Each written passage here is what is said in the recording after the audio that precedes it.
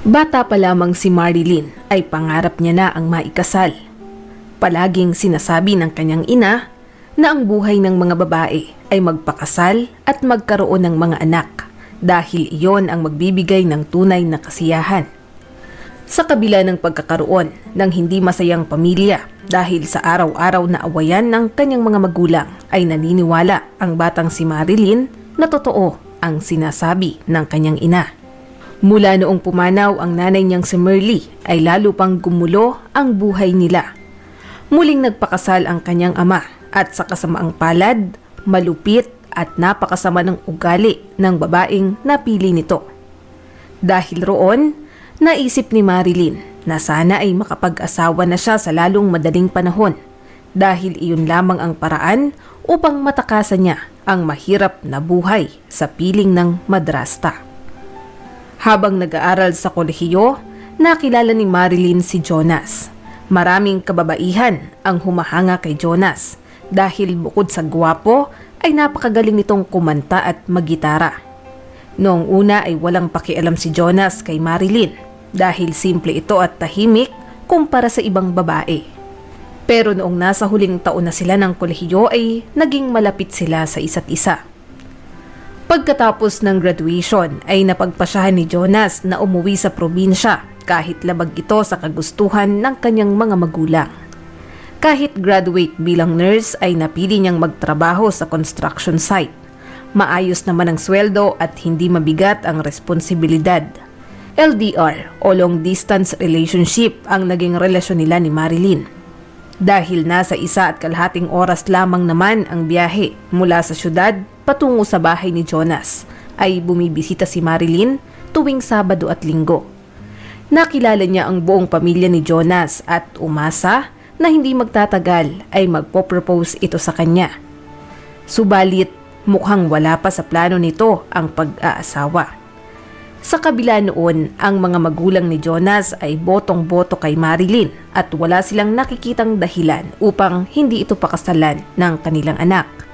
Hindi nagtagal, sila na rin ang nag-udyok kay Jonas at Marilyn na magpakasal. Sa wakas, natupad na ni Marilyn ang matagal niya ng pangarap. Hindi niya na kailangan pang pakisamahan ang malupit na stepmother at ang tatay niyang walang pakialam sa mundo. Ngayon, magkakaroon na siya ng sariling pamilya. Magrerenta sila ng maliit na apartment kung saan siya ang reyna. Hindi niya kailangang mag-adjust o pakisamahan ng sinuman maliban sa kanyang asawa. Masaya si Marilyn na alagaan at pagsilbihan si Jonas. Sinikap niyang magluto ng masarap araw-araw. Ngunit hindi niya napapansin ang kakaibang ugali nito hanggang siya ay mabuntis. Sa halip na matuwa ay mukhang hindi nagustuhan ni Jonas ang balitang ito. Sa halip na mahalin at alagaan si Marilyn ay palagi niya itong sinisigawan, inuutusan at sinasabihan ng mga masasakit na salita kahit pa naririnig ng ibang tao. Para bang napagod na si Jonas sa buhay may asawa, kaya naman nang ipinanganak si Amelia ay lalo pang nasira ang kanilang relasyon. Araw-araw, ramdam ni Marilyn ang sobrang puyat at pagod. Siya ang naglilinis, nagluluto at naglalaba. Solo niya rin ang pag-aalaga ng bata buong magdamag, kaya halos mawala na siya ng lakas. Hindi niya naman mapakisuyuan si Jonas dahil palagi itong hindi umuwi ng bahay. At kung umuwi man ay away at sama ng loob ang dala nito. Sa halip na tulungan si Marilyn, doon siya natutulog sa bahay ng kanyang mga magulang. Gumagawa siya ng kung ano-anong kwento upang masira si Marilyn sa mga ito. Di nagtagal, nagalit na rin ang mga magulang ni Jonas. Kung dati, pinupuri at itinuturing nila na parang tunay na anak si Marilyn, ngayon ay hindi na ito interesado sa kanya, pati na rin sa bata. Mas kinampihan nila ang kanilang anak nang hindi inaalam ang buong katotohanan. Sa kabila ng napakahirap na sitwasyon, hindi nawala ng pag-asa si Marilyn. Sinikap niyang gawin ang lahat ng makakaya, kahit magmakaawa pa siya kay Jonas para lamang balikan siya nito. Ngunit lalo lamang lumala ang sitwasyon. Kung dati ay umuuwi pa ito kada 3 araw, ngayon 1 beses na lamang kada linggo. Huminto na rin ito sa pagbibigay ng pera dahil nalululong na pala siya sa bisyo at sugal. Noong una ay siniswerte pa ito pero hindi nagtagal, sunod-sunod na ang pagkatalo.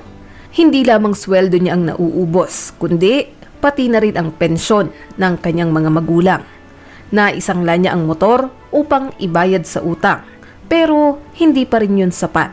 Kaya naman, pati mga appliances ay naibenta niya na rin. Sa panahong kailangan ni Jonas ng pera, ay doon niya nakilala ang isang mayamang babae na mas matanda sa kanya ng 20 taon. Si Karina, ang manager sa construction company na pinagtatrabahuhan ni Jonas. Malalaki at may trabaho na ang mga anak nito na nagkanya-kanya na rin ang buhay. Hiwalay na sa asawa, ilang taon na rin ang nakakaraan. Bilang byuda, hinahanap-hanap pa rin ni Karina ang haplos at pagmamahal ng isang lalaki. Kaya naman, nang mapansin niya ang guwapo at makisig na si Jonas ay agad sumagi sa isip niyang akitin ito. Pinatulan naman siya ni Jonas, dala na rin ang pangangailangan at doon na nga nagsimula ang relasyon ng dalawa. Si Karina ang nagbabayad ng lahat ng pagkakautang ni Jonas. Binibigyan niya ito ng mga mamahaling regalo at isinasama sa mga sikat na hotel at restaurant. Hindi itinago ni Jonas kay Marilyn ang ginagawa niyang pangangaliwa. Sa katunayan, proud na proud pa ito. Nakita mo na kung gaano ko kasaya ngayon? Yung si Karina, binibili ang lahat ng gusto ko. At sa halip na humingi katulad ng ginagawa mo ay siya pa itong nagbibigay. Wika ni Jonas kay Marilyn. Hindi na masikmura ni Marilyn ang harap-harapang panluloko at pang-iinsulto ni Jonas. Kaya naman, siya na mismo ang nag-file ng annulment sa pamamagitan ng paglapit sa Public Attorney's Office dahil wala naman siyang pera. Hindi naman tumutol si Jonas. Hindi na sila nagsasama sa iisang bubong at lalong hindi siya interesado sa bata. Mula noong mag-file ng annulment si Marilyn ay hindi na umuwi si Jonas. Niwala itong balak na kunin ang kanyang mga gamit dahil luma na rin naman daw ang mga iyon kaya itapon na lamang. Lalo na't puro mamahalin ang ipinapasuot sa kanya ni Karina. Habang nag-e-enjoy si Jonas sa buhay binata, si Marilyn naman ay hirap na hirap at hindi na alam kung ano ang gagawin upang mabuhay. Sinubukan niyang lumapit sa mga magulang ni Jonas upang humingi ng tulong pero ipinagtabuyan siya ng mga ito. Hindi naman magawang maghanap ng trabaho ni Marilyn dahil ilang buwan pa lamang si Amelia. Bukod sa pagkain, diaper at gatas, ang pinakapinaw problema ni Marilyn ay ang pambayad sa renta. Dahil sa patong-patong na problema ay wala siyang ibang maisip kung hindi ang bumalik sa bahay ng kanyang magulang sa syudad. Ang lugar na iniwan niya ng may ngiti sa labi at punong-puno ng pag-asa, ilang taon na ang nakakaraan. Okay lang namang umuwi ako sa amin. Magsisimula tayong muli, anak. Ikaw ang magiging lakas at inspirasyon ko araw-araw. Wika ni Marilyn habang iniempake ang mga gamit. Pilit niyang pinapaniwala ang sarili na magiging maayos ang lahat, na matutuwa ang kanyang ama kapag nakita nito ang apo. Pero sa kaibuturan ng kanyang puso ay hindi naman talaga siya sigurado kung ano ang mangyayari. Nang dumating si Marilyn sa bahay ng kanyang ama, ay hindi naging maganda ang pagtanggap nito sa kanilang mag-ina. Halatang nagulat ang tatay niya nang makita siya buhat ang bata. Pero hindi ito nagsalita.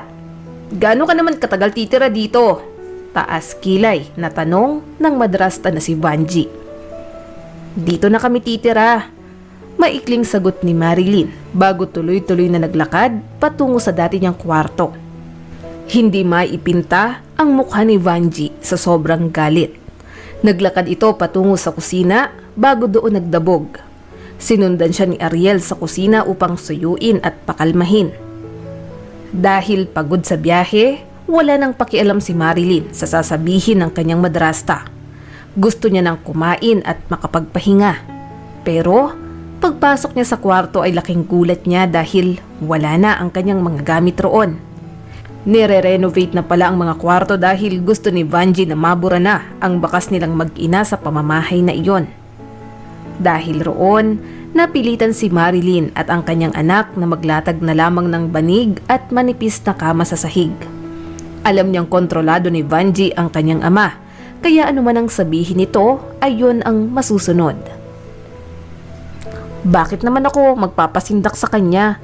May karapatan ako sa bahay na to dahil bahay ito ng aking ina. Bulong ni Marilyn sa sarili. Kinagabihan, habang natutulog ang sanggol ay lumabas siya ng kwarto upang kumuha ng tubig.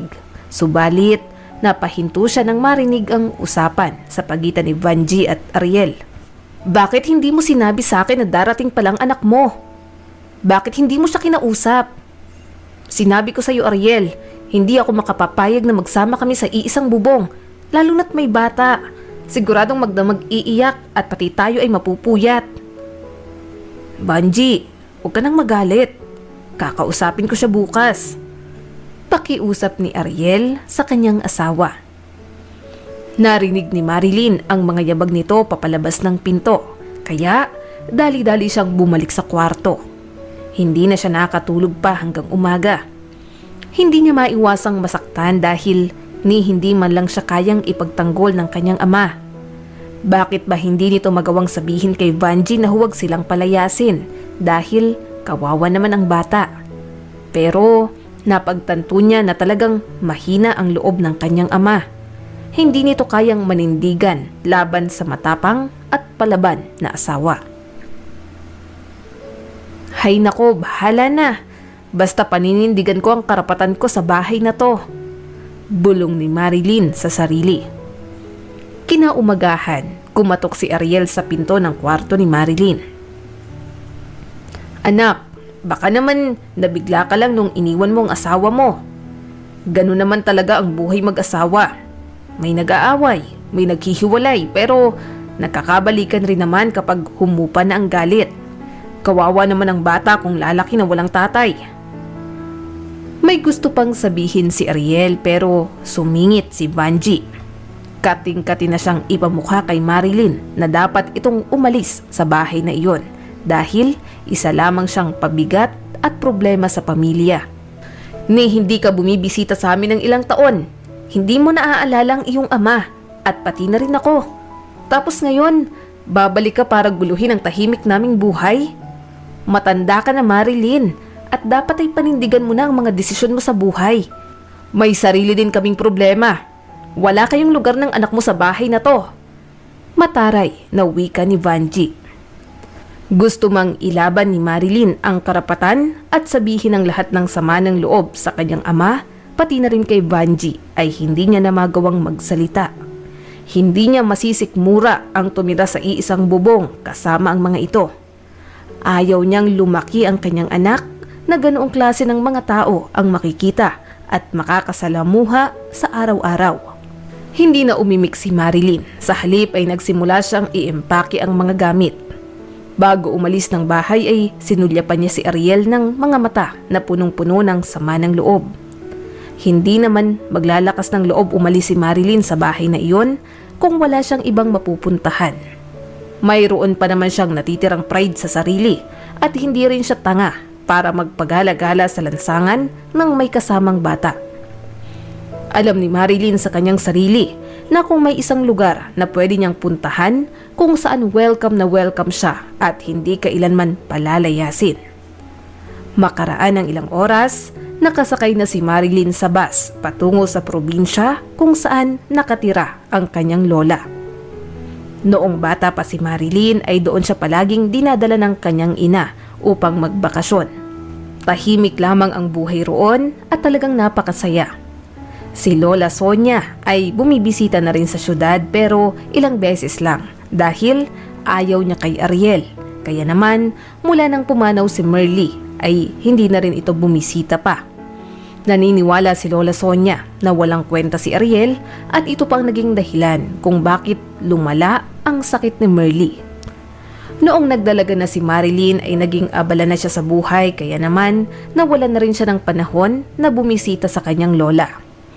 Minsan ay nakakausap niya ito sa telepono. Noon, Palaging tumatawag si Lola Sonia pero hindi niya magawang bumisita dahil abala siya sa pagiging mabuting asawa kay Jonas. Pero ngayong nahaharap siya sa matinding problema ay ito ang magiging takbuhan niya. Pagdating ni Marilyn sa tapat ng bakuran ay hindi niya magawang pumasok. Mula sa kinatatayuan, natatanaw niya si Lola Sonia habang nagwawalis. Malapit na itong mag-80 pero malakas at masigla pa rin ang pangangatawan. Kung titingnan ang itsura nito ay parang mas bata ng 10 taon kaysa sa kanyang edad.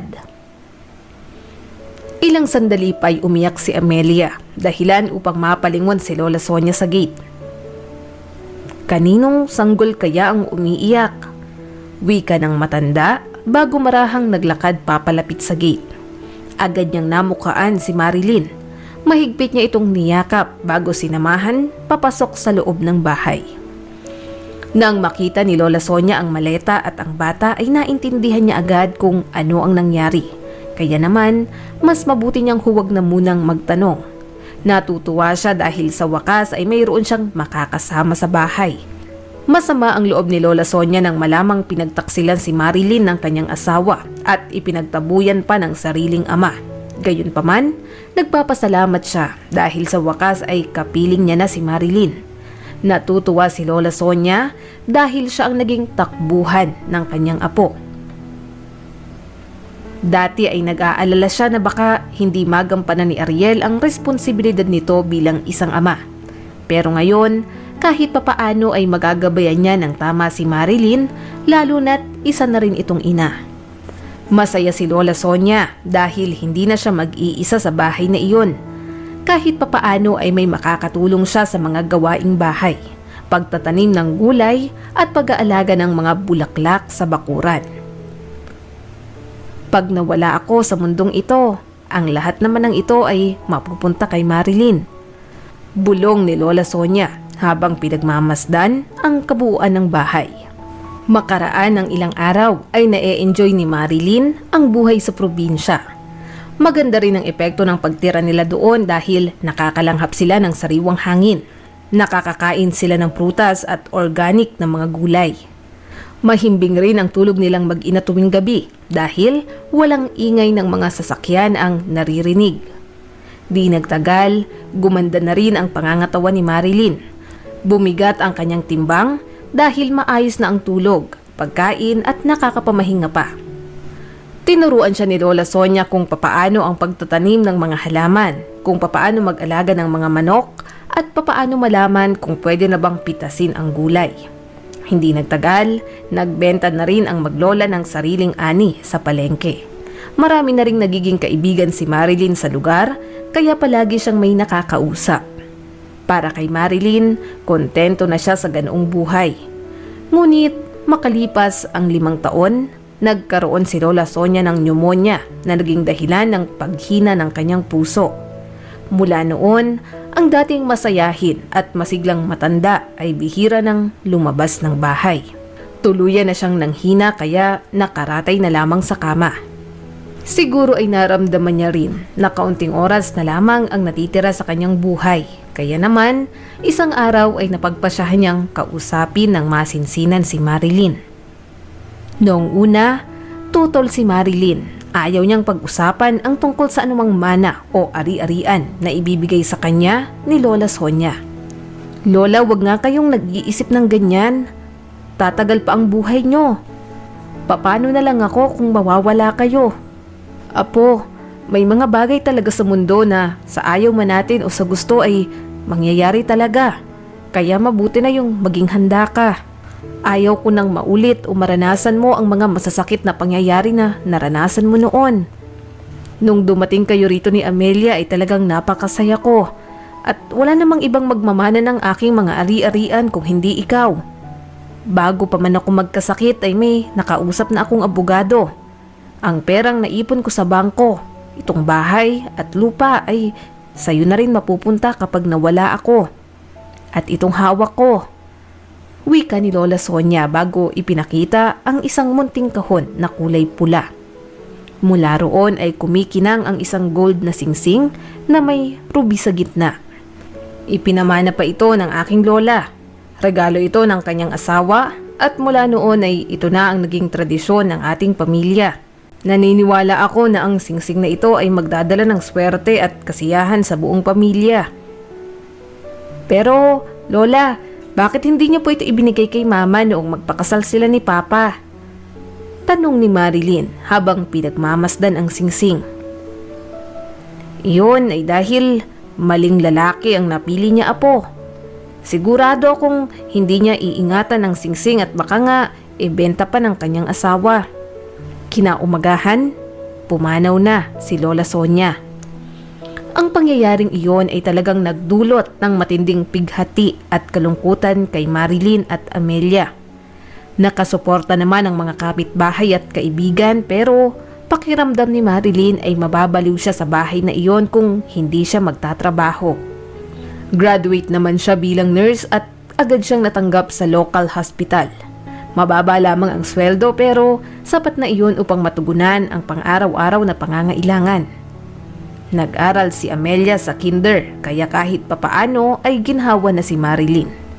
Tuwing Sabado at Linggo ay nagagawa niya pa ring magbenta ng mga aning prutas at gulay sa palengke para may dagdag income sila, pambayad sa tubig at kuryente. Isang araw, nagtungo si Marilyn sa syudad upang dumalo sa seminar. Nagkataon naman na may nakita siyang bilihan ng alahas. Naisipan niya tuloy magtanong kung may halaga ba ang singsing na ipinamana ng kanyang lola o baka naman hindi iyon totoong ginto. Marahan iyong sinuri ng alahero at laking gulat ni Marilyn nang malaman kung magkano ang halaga noon. Kung sakaling ibebenta niya ang singsing ay sapat na iyon para makapag-down payment siya sa isang rent-to-own na bahay sa syudad. Sa kabila ng tukso, napagpasyahan ni Marilyn na itago ang singsing na iyon. Iyon na lamang ang kaisa-isang alaala ng kanyang Lola Sonia. Napagpasyahan niyang isuot iyon kaysa naman itago sa kahon. Mabilis na lumipas ang isang taon mula nang pumanaw si Lola Sonia. Naging abala si Marilyn sa bago niyang buhay. Solo niya ang paglilinis ng bahay. Nagtatrabaho siya sa ospital at tuwing day off o kaya naman Sabado at Linggo ay nagtitinda pa rin siya sa palengke. Maayos at masaya ang buhay ng mag-ina sa probinsya. Subalit isang gabi, nagulantang ang bahay ni Marilyn nang dumating ang hindi inaasahang bisita. May kumakatok sa pintuan. Sunod-sunod ang katok at mukhang nagmamadali ito.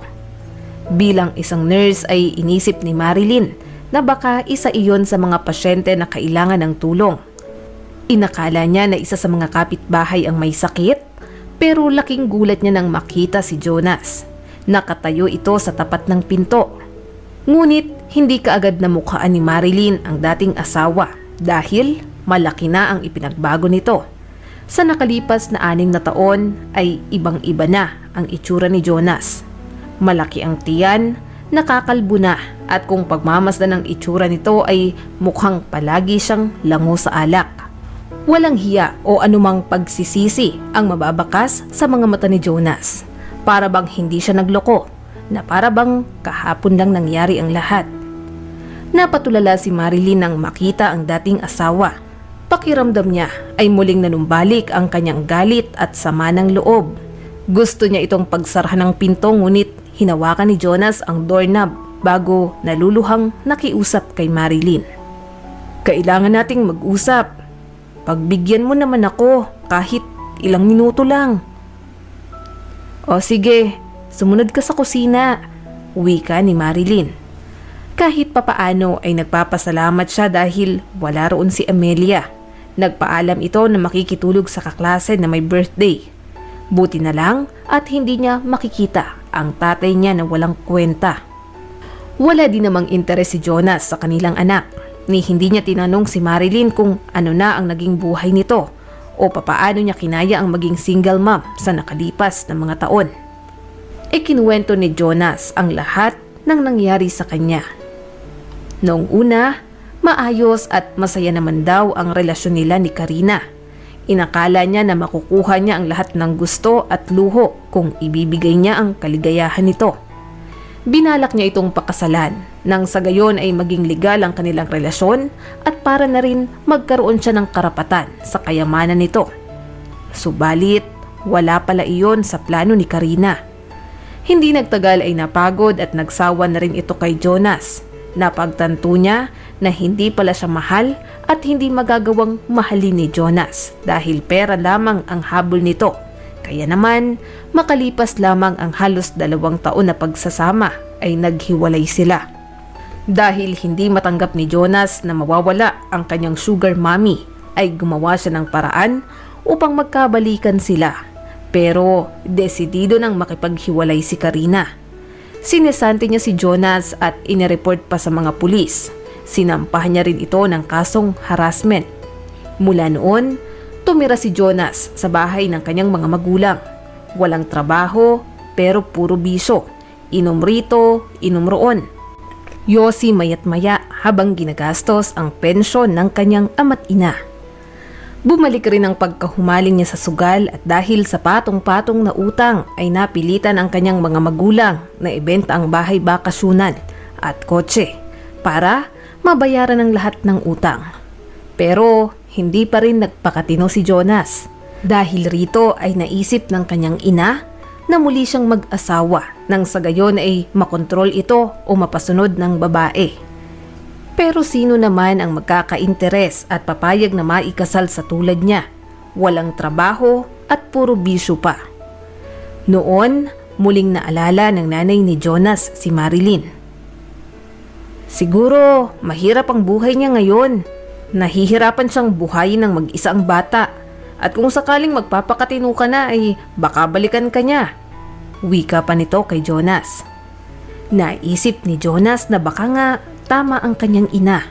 Kaya naman, napagpasyahan niyang hanapin si Marilyn. Nalaman niya kay Vanji at Ariel na baka nagpunta raw ito sa bahay ng kanyang lola Sonia sa probinsya. Marilyn, alam mo, sa totoo lang, nanghihinayang ako dahil nagkahiwalay tayo. Sabi nga nila, ang paghihiwalay ng mag-asawa ay hindi lang naman kasalanan ng isa. Sa totoo lang ay wala naman akong sama ng loob sa'yo. At sa tingin ko, kung gugustuhin natin ay pwede tayong makapagsimulang muli. Malaki ang bahay na ito at siguradong magiging komportable tayo. Wika ni Jonas. Jonas, makakaalis ka na. Wika ni Marilyn habang nakaturo sa pinto.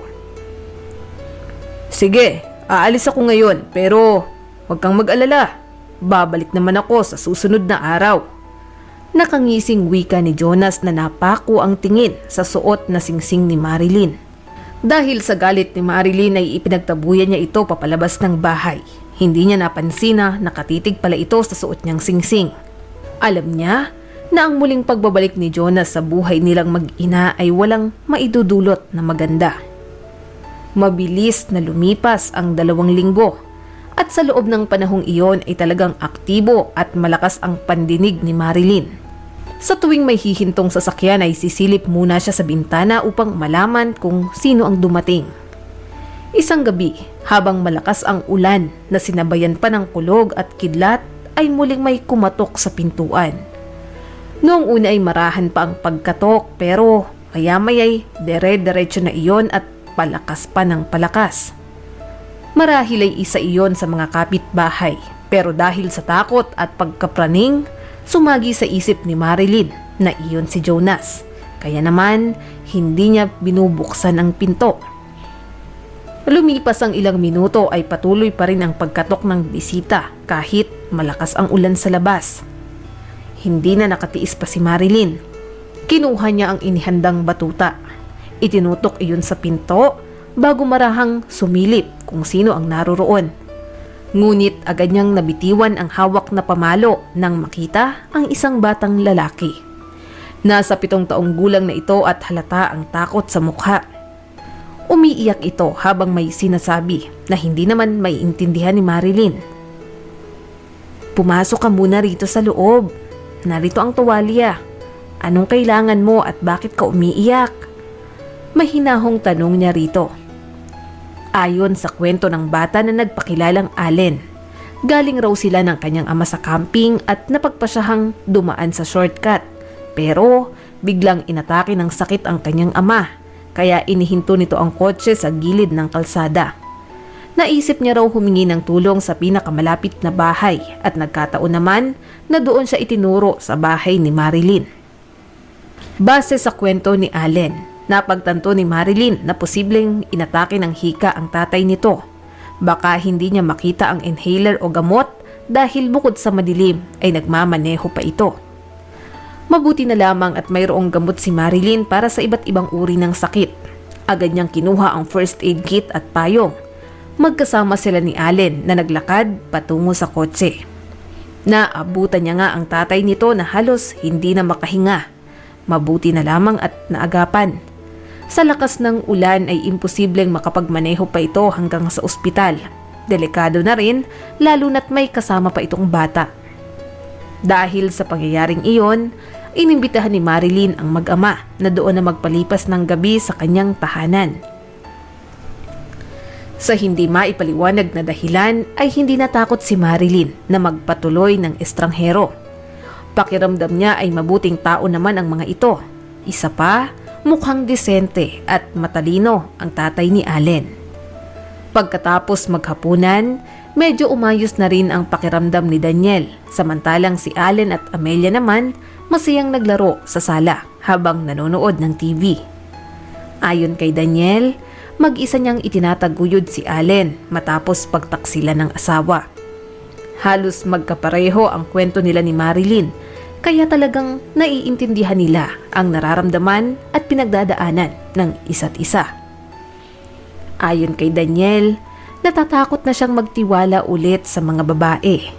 Ayaw niya na ring makipagrelasyon pa dahil baka masaktan lang siya ulit. Ang dati niyang asawa na si Bien ay nakilala niya noong nasa high school. Dahil sa pagmamahal ay napagpasyahan nilang mag-enroll sa iisang universidad. Subalit, hindi nakapasa si Bien sa entrance exam dahil mahina talaga ito pagdating sa pag-aaral. Kaya naman, nag-enroll na lamang sila sa college sa kanilang bayan. Isinantabi ni Daniel ang pangarap na maging isang magaling na engineer upang makasama ang babaeng minamahal. Pagka-graduate sa kolehiyo ay nagpakasal sila kaagad. Ang naipong pera ay ginamit nila upang magrenta ng maliit na apartment sa dulong bahagi ng bayan. Subalit, hindi sila naging masaya. Noong ipinanganak si Allen, inakala ni Daniel na maiisalba pa ang relasyon nila ni Bien. Pero lalo lamang itong nagbago. Laging mainit ang ulo at mas inuuna pa ang cellphone kaysa alagaan ang kanilang anak. Lagi niya ring inaaway si Daniel dahil napaka-irresponsable daw nito ni hindi sila mabigyan ng maayos na buhay tapos lagi pang walang pera. Hindi naman ito minasama ni Daniel.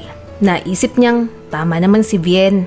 Iyon rin ang ginamit niyang inspirasyon upang mas magsikap sa buhay at masipagan pa ang pagtatrabaho. Na-promote si Daniel at dahil roon ay nagawa nilang magrenta ng mas malaking apartment na mas malapit sa bayan. Pero makalipas ang ilang buwan ay panay pa rin ang reklamo ni Bien. Hindi pa rin siya nakokontento sa ganoong buhay.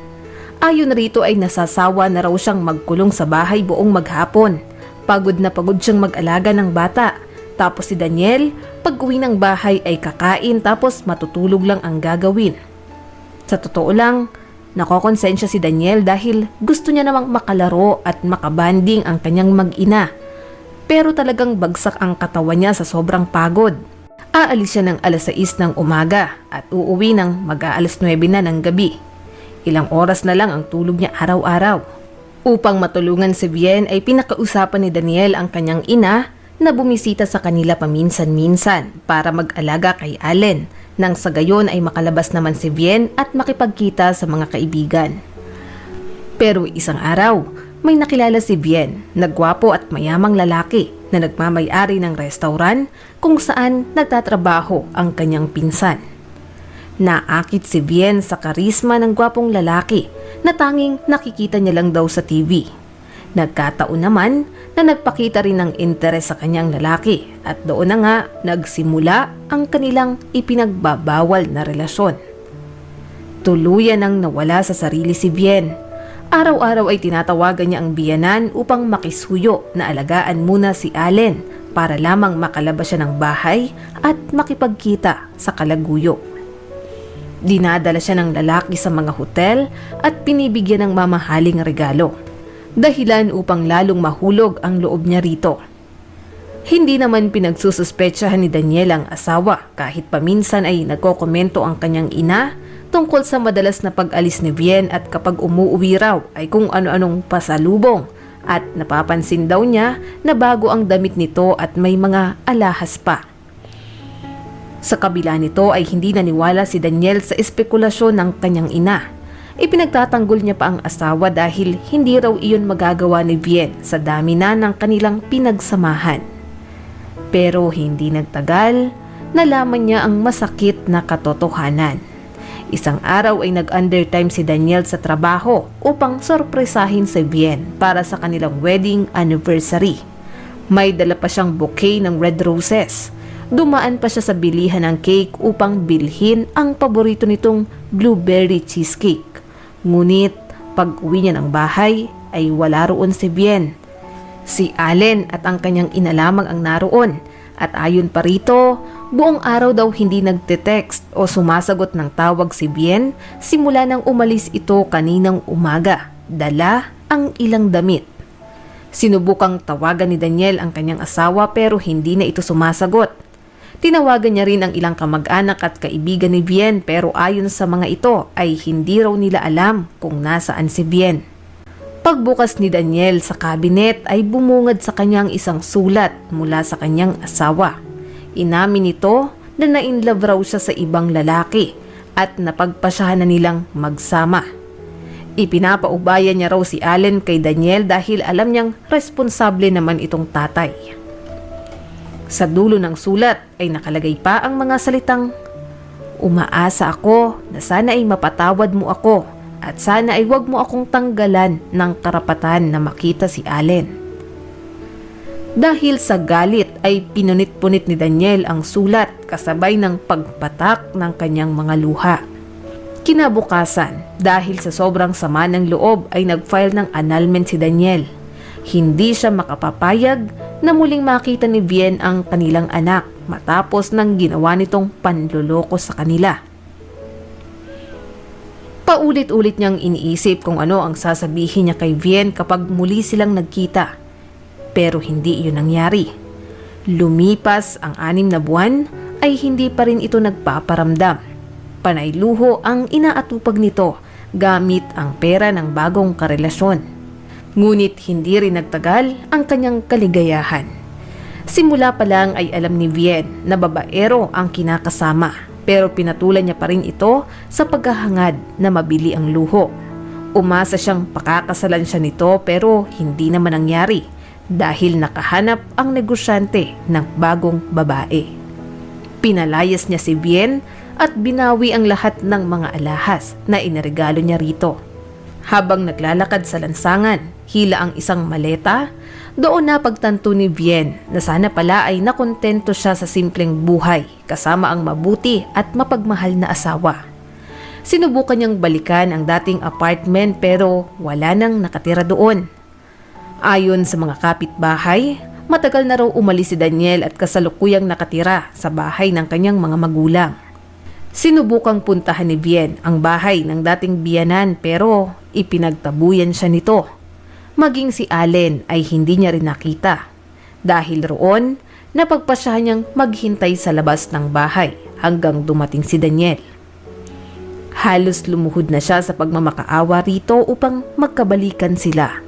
Pero ipinagtabuyan na rin siya ni Daniel. "Bien, pwede ba? Matapos mo kaming iwanan na parang basura, ay babalikan mo kami na parang walang nangyari. Umalis ka na." "Daniel, bakit ba ganyan ka kung makapagsalita? Akala ko ba mahal mo ko? Akala ko mapapatawad mo ko kung babalik ako. Nababalik tayo sa dati. Pangako, magbabago na ako. Wala nang second chance at huwag ka nang babalik pa rito." Gusto pa sanang magpaliwanag ni Bien pero hindi na nakinig si Daniel. Dire-diretso itong pumasok sa loob ng bahay at hindi siya nilingon. Noon lamang napagtanto ni Bien ang lahat ng sinayang niyang pagkakataon. Mas pinili niyang mamuhay ng marangya kasamang ibang lalaki at ito ang kapalit. Wala siyang nagawa kung hindi ang bumalik sa bahay ng kanyang mga magulang. Pero hindi rin siya tinanggap ng mga ito dahil kahihiyan daw ang dala niya sa pamilya. Bien, ang ayos-ayos na ng buhay mo kasama si Daniel. Hindi ka nga niya inuobliga na magtrabaho. Pero anong iginanti mo sa kanya? Alam mo naman, maliit lamang ang aming pensyon kaya huwag ka nang dumagdag sa mga gastusin. Humanap ka ng trabaho. Wika ng kanyang ina. Pero ma, wala akong alam na trabaho. Ay nako Bien, magpatulong ka sa kapitbahay. Kahit mag-janitor ka o mga tulong basta hindi ka tambay. Noong maranasan ni Bien ang magtrabaho ay doon niya nalaman ang hirap at sakripisyo ni Daniel para sa kanila. Mahirap palang kumita ng pera, pero kung makapagreklamo siya noon ay sobra-sobra. Lumipas ang ilang taon, nakarelasyon ni Bien ang kapitbahay na mabisyo at lango sa alak. Dumating sa punto na pinagbubuhatan siya nito ng kamay. Isang araw, dahil sa sobrang kalasingan ay sinuntok siya nito at dahil sa lakas ng impact ay natumba si Bien. Tumama ang ulo niya sa kanto ng hagdan na naging dahilan ng kanyang pagkamatay. Si Daniel ang nag-asikaso sa pagpapalibing ni Bien. Kahit papaano ay sinisisi niya ang sarili kung bakit nangyari ang lahat ng iyon.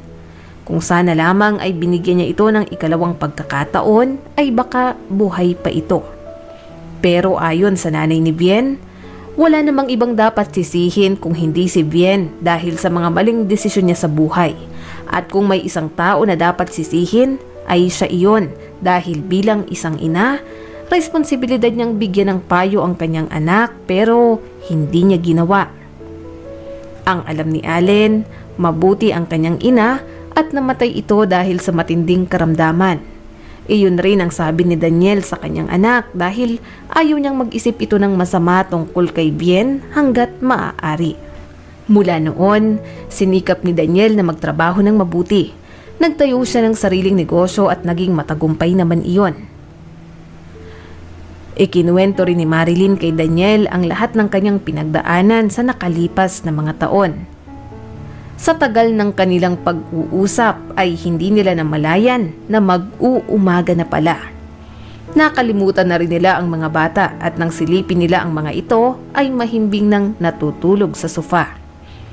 Nagluto si Marilyn ng masarap na almusal na magkakasabay nilang pinagsaluhan. Matapos noon ay nagpaalam na si Daniel at si Allen.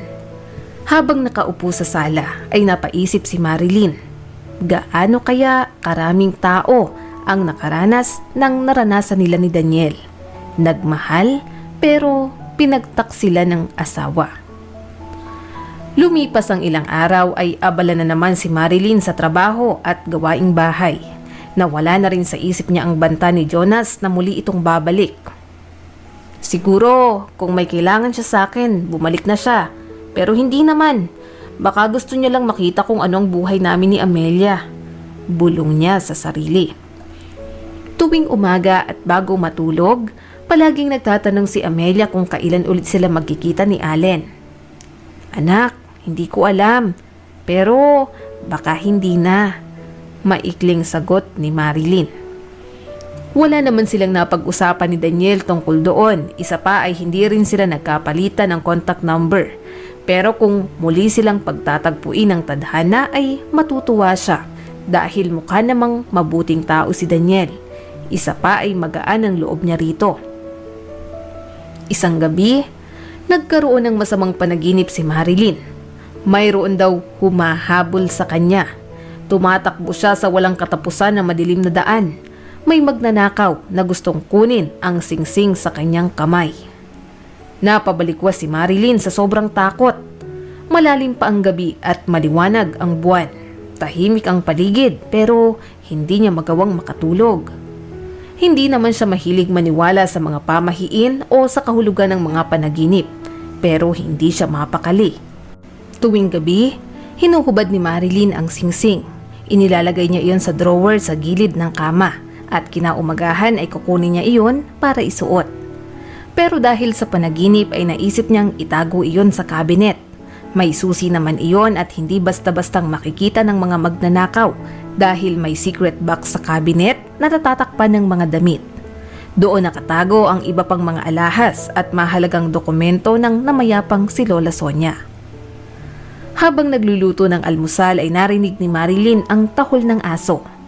Palagi naman iyong tumatahol sa tuwing may dumaraan na pusa o tao sa harap ng bakuran.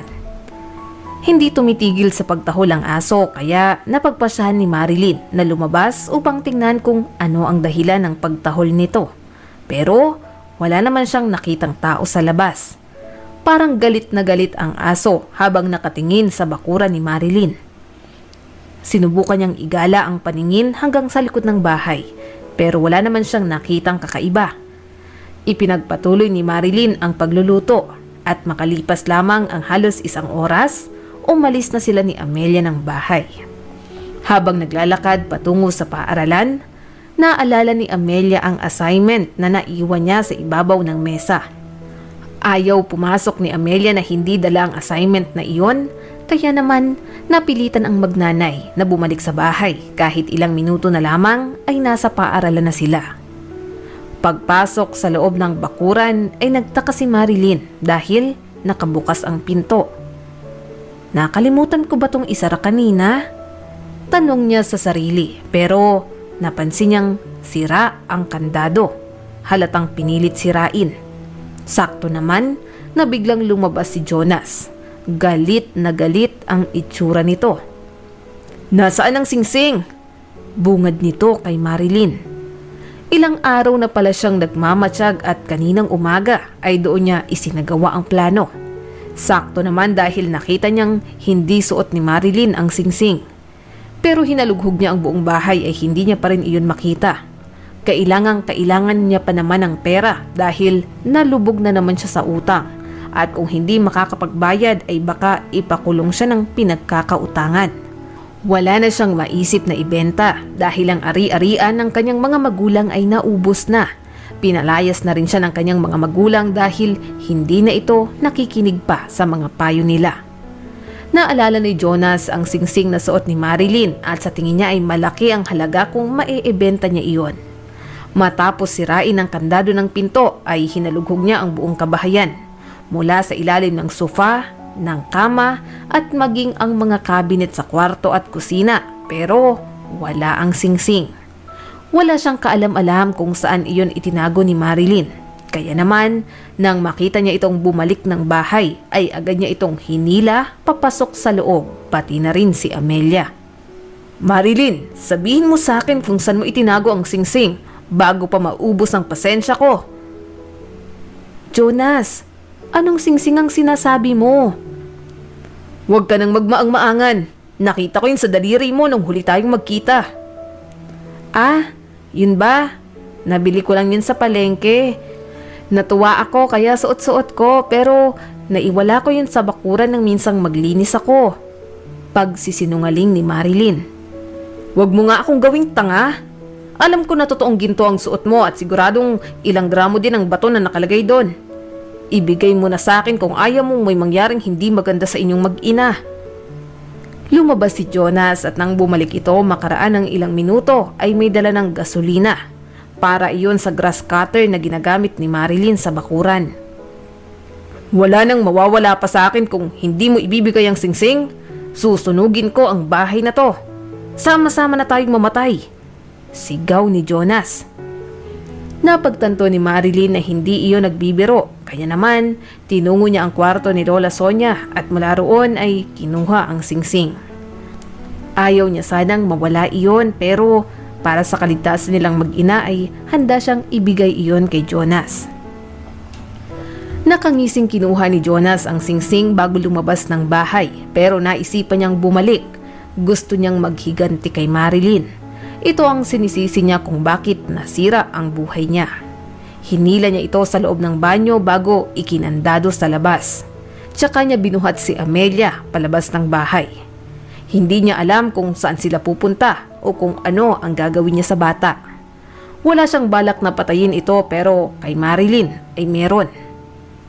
Itinali niya si Amelia bago binuhusan ng gasolina ang buong bahay, bago pa makahalata ang mga kapitbahay sa ginagawa niyang krimen. Hindi na malaya ni Jonas na dumating pala ang isang kotse at mula roon bumaba si Daniel at si Allen. Bumisita sila upang magpasalamat kay Marilyn dahil sa pagligtas nito sa kanyang buhay. Nang makita ni Daniel ang ginagawa ni Jonas ay patakbo niya itong pinigilan. Sinuntok niya ito ng paulit-ulit hanggang mawalan ng malay. Makaraan ng 15 minuto, dumating na ang mga pulis na ibalik ang singsing ni Marilyn at si Jonas ay tuluyan ng nakulong dahil sa kasong pagnanakaw at tangkang pagpatay sa dating asawa. Mula noon ay hindi na muli pang nakita ni Marilyn si Jonas. Hindi na rin siya interesado pa rito, lalo na't may bago na siyang buhay.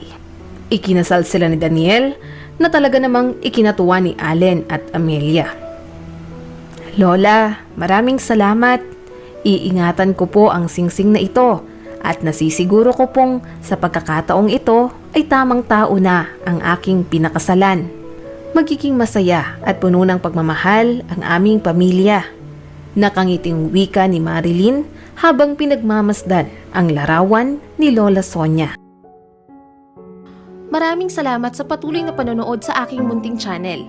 Kung nagustuhan mo ang videong ito ay huwag mong kalimutang mag-like and subscribe at pakipindot mo na rin ang notification bell para updated ka sa mga susunod nating video.